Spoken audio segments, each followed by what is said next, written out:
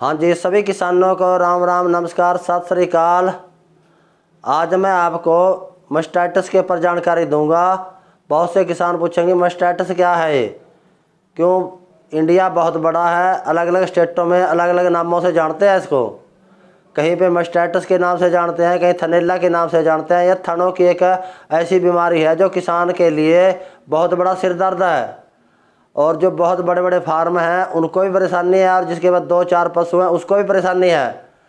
जब तक हम इसके बारे में सही से जानकारी उपलब्ध नहीं करेंगे कि ये क्यों होती है, क्या कारण है, हमने दवाई पर बाद में जाना है कि इसको रोकथाम कैसे करनी है दवाई से।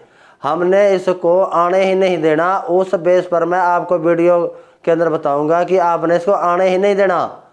अगर एक बार आ गई तो बहुत बड़ा किसान का लॉस है। बहुत से फार्म मास्टाइटिस के कारण ही बंद हो गए, क्योंकि एक पशु से दूसरे पशु, तीसरे पशु, आहिस्ता आहिस्ता जो लेबर है या मशीन है, मशीन सारी गायों को या सारी भैंसों को फैला देती है। तो किसान साथियों, ये आती क्यों है, इसका क्या कारण है। ये 3 तरह से आती है। नंबर 1 है फर्श से आती है, नंबर 2 पेट से आती है, और नंबर 3 ये बच्चेदानी से आती है। और इसके क्या लक्षण है, हम कैसे देखेंगे हमारे पशु को मास्टाइटिस हो गई है। सबसे पहली जो स्टेज है इसकी, उसके अंदर अगर किसान इसको पकड़ पाए तो हमारा मानना है कि 1% का भी आपको लॉस नहीं होगा। वो स्टेज कौन सी है, दूध का जो स्वाद है नमकीन होने लग जाता है, उसकी पीएच बदल जाती है कि आम किसान वहाँ तक पहुँच नहीं पाता, और दूध 19-20 कम होता है, यानी थोड़ा ही कम होता है, जिसको किसान महसूस नहीं करता। और जो अपने गायों का फार्म का जो मिल्किंग मशीनों द्वारा करते हैं उनको तो कई बार पता ही नहीं चलता कि 2-2 इकट्ठी गायों को लगा देते हैं। तो वहाँ पे आपके पास एक स्ट्रिप आती है, मम्मी डीएम एक पाउडर होता है मास्टाइटिस के लिए, उसके अंदर एक स्ट्रिप आती है, यानी कागज के पत्ते हैं पीले रंग के, उनको उसके अंदर डुबा के और फिर उसके पीएच चेक करके बताया जाता है कि कैसी है। वहाँ पे किसान अगर इसको पकड़ लेगा तो डॉक्टर की सलाह के अनुसार ट्रीटमेंट करेगा तो 1% का भी थन का नुकसान नहीं होगा। फिर आइए दूसरी स्टेज पर इसके अंदर छिछड़े बनने स्टार्ट हो जाते हैं। इसके अंदर पंजाबी में छिद्दियाँ भी कहते हैं, छिद्दियाँ आने लग जाती हैं, जैसे फटा हुआ दूध होता है वो आने लग जाता है। और किसान कई बार समझ लेता है कि पीछे रह गया था दूध इसलिए वो जम गया, या गर्मी ज़्यादा थी या ठंड ज़्यादा थी, उस कारण की तरफ नहीं जाता कि इसको कुछ हो गया है कि हम डॉक्टर को दिखाएं। अगर वहाँ भी हम डॉक्टर को बुला के डॉक्टर की सलाह के अनुसार उसका ट्रीटमेंट कराएंगे तो वहाँ भी हम उसको संभाल लेंगे। फिर आइए आप तीसरी स्टेज के ऊपर। तीसरी स्टेज वो होती है जब थन भी सूज जाता है, दूध आना बंद हो जाता है, आर्डर बिल्कुल लाल हो जाता है, वो तकरीबन तीसरी और आखिरी स्टेज है। फिर हम डॉक्टर को बुलाते हैं, डॉक्टर भी कहता है कि 5-7% इसके चलने के चांस हैं, बाकी ये मर गया है। क्योंकि कारण क्या है, जो दूध बनाने वाली ग्रंथियां हैं उनको बैक्टीरिया बहुत जल्दी से खाता है, और इस काम के अंदर आपने किसी तरह से भी देरी नहीं करनी। अगर जिस समय भी आपको पता चले कि आपके पशु को थनैला यानी मास्टाइटिस की शिकायत है तो उसी समय आप पहले सैंपल लीजिए।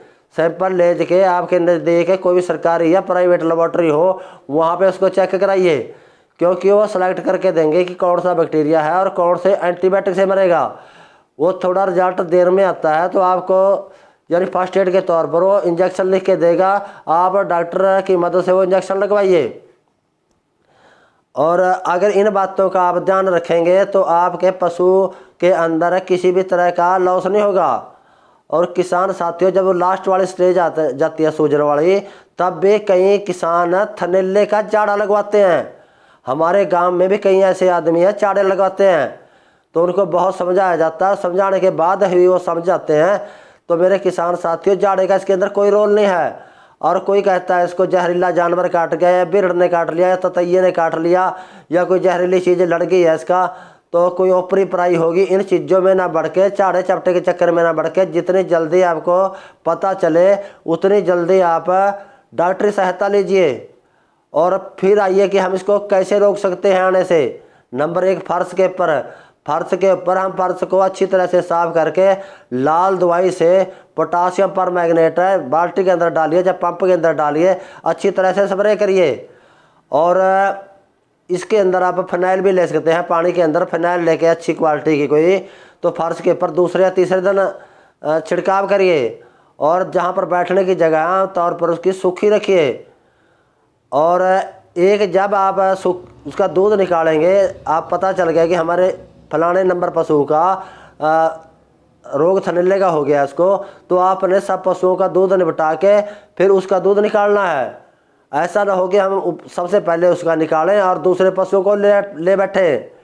तो उसके अंदर भी आपने जब लास्ट में उसको छेड़ेंगे, जो उसके 3 थन ठीक हैं, पहले वो उनका निकालिए और फिर उसके बाद जो खराब है उसका निकाल के किसी भी बर्तन के अंदर आप अपनी पशुशाला से दूर फेंक के आइए, ताकि वह बैक्टीरिया दूसरे पशुओं पर हमला ना करे। क्योंकि अगर फर्श पर गिराएंगे तो वह अपने आप संख्या बढ़ाता जाएगा अपनी। एक पेट से कैसे रोके हम आम तौर पर खाड़ देते हैं, बनौड़ा देते हैं और चने का छिलका देते हैं, चोकर देते हैं, इसके अलावा कुछ डालते ही नहीं बहुत से किसान।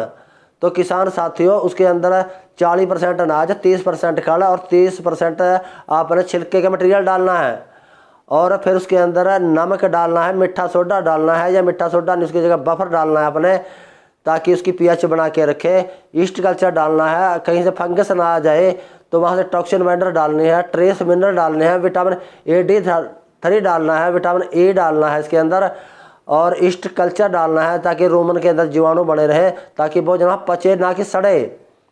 और विटामिन H डालना है, लिवर 52 डालना है ताकि हजम हो। यानी अपने उसकी बैलेंस डाइट बना के खिलानी है इसको। जब रोमन की पीएच खराब हो जाएगी तो तब भी मास्टाइटिस हो जाती है। और नंबर 3 आइए बच्चेदानी के ऊपर।